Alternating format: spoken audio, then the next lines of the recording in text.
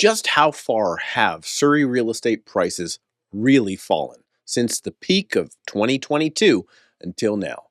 Well, the answer is a lot.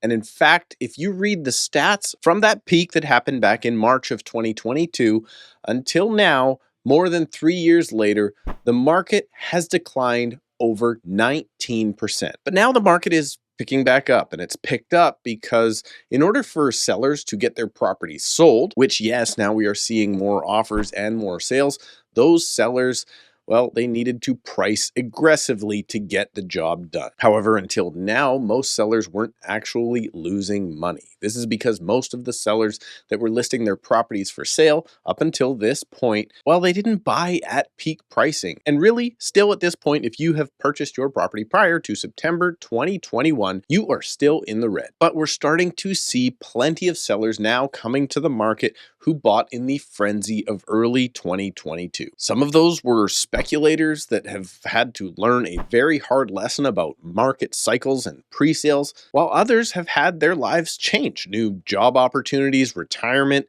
or they're just sick of living in Vancouver and they want to get out. Whatever the reason is for their move, many of these sellers are now coming to the market. And that means I can report on first-hand data about how low these properties are really selling for compared to peak pricing. Because who can really trust these sales numbers anyway that are being handed out by their real estate board and the real estate industry, who only benefit from higher prices? Well, maybe you can.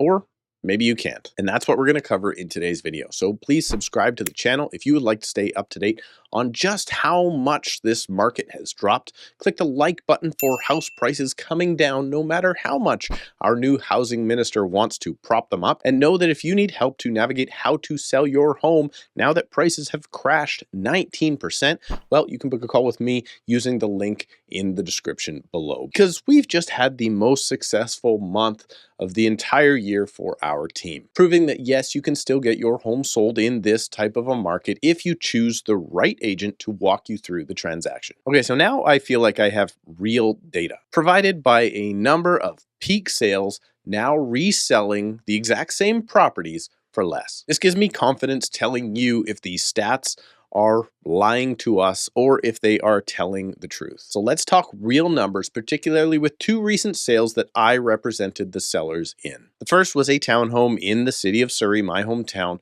where the owner bought the property at the absolute peak of the market in 2022.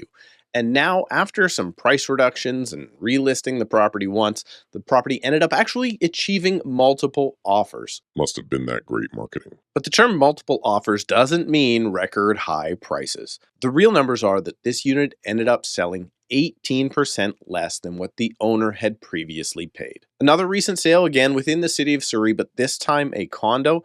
It took quite some time to get this particular listing sold, and it took multiple price adjustments in order to do so. And thankfully for that seller, after a long time, we were able to put together a deal which put a final price on that home from peak to sale now of minus 20%. So looking back at just these two most recent sales of minus 18 and minus 20%, anecdotally, I have to say that, yeah, the minus 19% across the entire board area is pretty bang on. And this all leads me to point out the fact that in a market like this, you can still get your home sold. But the realities are that if you are still holding on to prices of 2022, you don't stand a chance. The market is what determines the value of your home.